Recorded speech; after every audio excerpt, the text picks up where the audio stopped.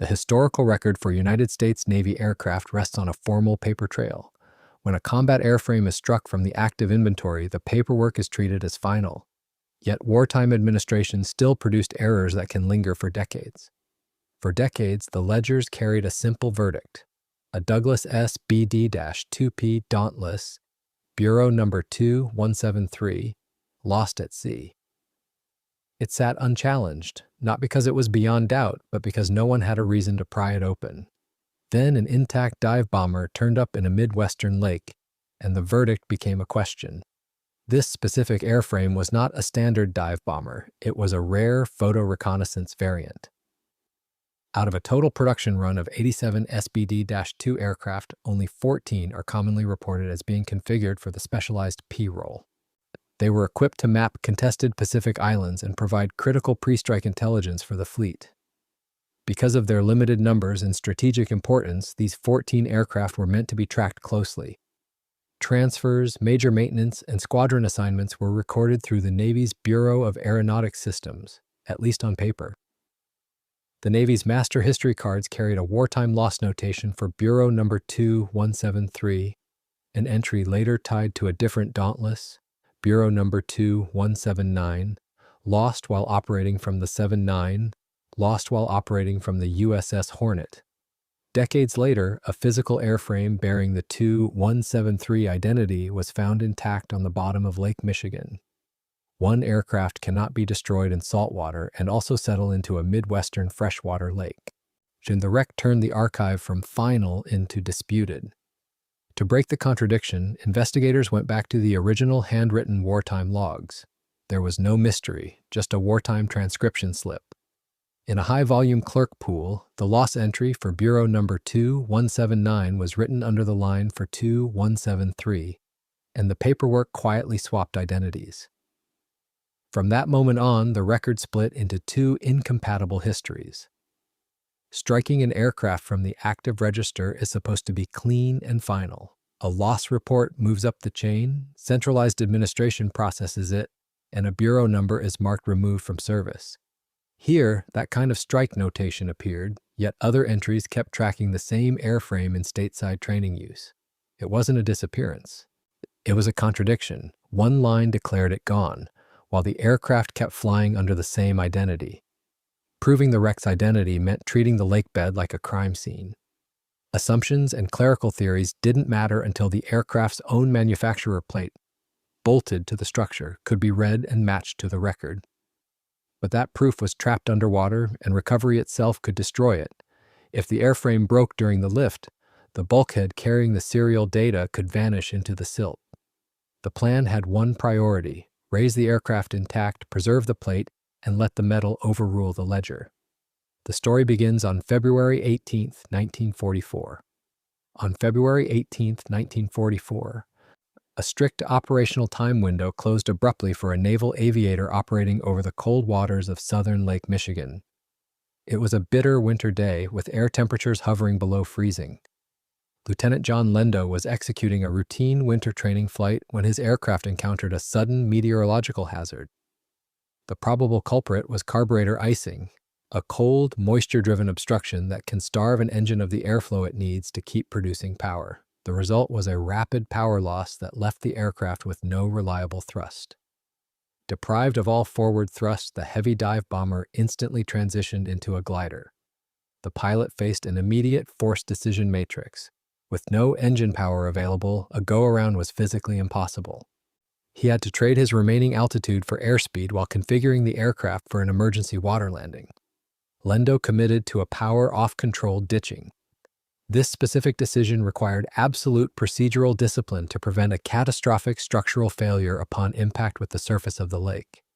A controlled ditching is won or lost in seconds, wings level, angle shallow, shock load minimized. Lendo held it steady, evacuated the flooding cockpit, and was rescued without injury. Because the fuselage stayed together on impact, the aircraft didn't scatter into a wide debris field. It simply lost buoyancy as cold water filled its compartments, slipped beneath the surface, and settled nose down into the mud. Sources vary on the exact figure, but the wreck is widely placed at about 250 feet, and where southern Lake Michigan stays cold, dark, and relatively low in oxygen. In saltwater, aluminum airframes can be rapidly compromised by galvanic corrosion. Here, cold freshwater and deep mud slowed the process, preserving structure and markings for roughly 65 years. That preservation bought time, but it didn't make the search easy. To find a wingspan over 40 feet in total darkness, the team had to build an acoustic net. Searching for a submerged aircraft in total darkness requires entirely removing human vision from the operational equation. Off the Chicago shoreline in southern Lake Michigan, the vastness of the lake completely dominates the search geometry.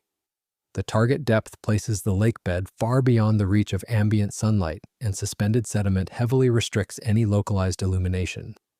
To locate the specific dive bomber, A&T Recovery had to abandon visual hunting and rely exclusively on an acoustic search grid. Across the SBD-2P family, Douglas built a total of 5,936 airframes. But the operation wasn't about statistics, it was about one rare photo reconnaissance machine and one disputed identity. Finding that single serial number was the only way to correct the record. So the team turned a massive expanse of open water into a rigid, trackable survey box. The primary constraint governing this phase was the physical limitation of remote sensors. High-resolution underwater mapping requires proximity and slow, methodical movement. The team deployed side-scan sonar to systematically scan the floor of the lake. This specific methodology depends on acoustic shadowing to identify physical structures. The procedure involves towing a heavy transducer array, known as a towfish, far behind the survey vessel on a reinforced data cable. The towpath requires strict navigational discipline. The vessel must maintain a constant, low speed and a perfectly straight heading. If the surface boat accelerates, the towfish rises too high in the water column, degrading the resolution. If the boat decelerates or turns sharply, the heavy array can drop and impact the muddy bottom, potentially destroying the sensor. The operators must fly the towfish at a precise altitude just above the lakebed, allowing it to emit high-frequency sound pulses outward across the sediment. The physics of this acoustic mapping directly exploit the material differences between the natural environment and a manufactured machine. Soft sand and deep mud absorb a significant portion of the acoustic energy, returning a soft, muted signal to the receiver. In contrast, the rigid, aviation-grade aluminum of the aircraft skin reflects the sound pulses with sharp intensity. More importantly, the solid structure of the aircraft blocks the sound waves from traveling any further. This interruption in the acoustic sweep creates a distinct void immediately behind the hard return. Analysts read this void, known as the acoustic shadow, to determine the exact three-dimensional shape of the object. A high-energy crash that shatters an airframe leaves a chaotic pattern of small shadows that can be easily mistaken for natural rock formations. But the prior operational success of the ditching maneuver fundamentally altered the sonar return. Because the pilot executed a controlled water landing, the airframe remained intact. When the side-scan sonar beam swept across the designated coordinates, the sensor did not record a scattered debris field. Instead, it painted a single, massive geometric shadow. The acoustic data clearly defined the distinctive 40-foot wingspan and the unbroken lines of the fuselage. The return signal mapped the aircraft resting securely in a steep nose-down orientation, trapped deep within the bottom sediment. This definitive acoustic confirmation was a critical procedural gate. It proved that the target was exactly where the environmental stasis model predicted it would be. The sonar data verified that the primary load-bearing structures of the dive bomber had survived both the initial impact and the subsequent decades of submersion. It established that the airframe was structurally whole, providing the baseline data required to engineer a recovery plan. By the end of the survey, the lake had been reduced from endless water to one set of coordinates. The sensors had located the target without ever touching its fragile skin. But confirmation was the easy part. Lifting a flooded, decades-old airframe through the water column would put every spar and rivet under load. The aircraft was resting nose down in the deep mud. Before the vertical lift could even begin, the recovery team had to overcome the powerful suction effect of the dense sediment. Pulling directly upward on a trapped fuselage creates massive shear forces that can easily tear the tail section away from the main body. The rigging team had to deploy a carefully balanced lifting harness. To lift an UN-section, waterlogged airframe safely, the heavy nylon straps and cables had to be routed directly to the primary load-bearing wing spars and the reinforced center section of the fuselage. This specific lifting geometry ensures that the extreme weight of the trapped mud and internal water is supported by the strongest structural elements of the dive bomber. The crane operator initiated the hoist, applying tension slowly to break the suction of the lakebed without shocking the airframe. Once free from the mud, the aircraft was hoisted vertically through the water column. The team carefully managed the ascent rate to minimize hydrodynamic drag against the broad surfaces of the wings and tail. On the surface, the entire airframe breached the water in a single intact piece. The structural rigging had held perfectly. Securing the dive bomber on the deck of the recovery barge was only the first procedural hurdle. The deep freshwater environment had functioned as a cold storage vault, preserving remarkable physical detail. Rubber components could still hold their shape, and sealed cavities still contained stubborn silt, residue, and contaminants from decades underwater. However, the exact same aquatic environment that prevented saltwater corrosion had introduced a severe, localized hazard. As the fuselage drained, and the problem wasn't corrosion, it was cover. The aircraft was armored in zebra mussels, a dense crust that hid paint, markings, and the manufacturer plates needed to prove identity. Left to bake dry in open air, that shell would turn removal into a destructive scraping job. So the crew treated the bomber like a wet artifact, kept it damp, handled it with conservation discipline, and peeled the mussels away before the evidence underneath could be damaged. The successful lift proved the integrity of the airframe and safely extracted the historical asset from the lakebed. But transitioning a metal artifact from a deep, anoxic freshwater environment into the oxygen-rich surface atmosphere immediately triggers aggressive degradation. The aircraft was secured on the barge, but stabilizing decades of aquatic decay required a radical shift in restoration protocols. Reversing over 6 decades of submersion didn't end decay, it rewrote it. Once the Dauntless entered dry, oxygen-rich air, moisture trapped in lap joints, spars, and control runs became an active corrosion trap, and basic cleaning was never going to be enough. The museum made a deliberate pivot, rebuild the aircraft on an open floor, in full public view instead of behind closed doors. That transparency came with friction. Safety barriers had to isolate heavy lifting and chemical stripping from museum visitors, and every disassembly step demanded strict tool control and component sequencing, so the hangar never turned into a hazardous parts field. To arrest the damage, the team separated the major subassemblies, wings, tail surfaces, and primary fuselage sections, then worked inward with forensic patience. Thousands of rivets were evaluated one by one. Where corrosion had bitten too deep, hardware was drilled out, frames were mechanically cleaned, treated with corrosion inhibitors, repainted, and only then skinned again. The radial engine that failed on the 1944 training flight required its own track, stripped to the core and flushed of dense lake mud. Inside the cockpit, flooded gauges and glass dials had to be cleared without shattering faces or mechanisms inch by inch, with micro-tooling. All of it happened behind a simple rope line. More than 40,000 volunteer hours over more than 5 years rebuilt the aircraft piece by piece, under constant public scrutiny that left no room for shortcuts or hidden patches. And even with the structure finally stabilized, the operation still wasn't finished. The final phase of a forensic aircraft recovery is not complete when the last rivet is set. Once the physical structure is fully stabilized, the operational focus shifts to long-term preservation and historical placement.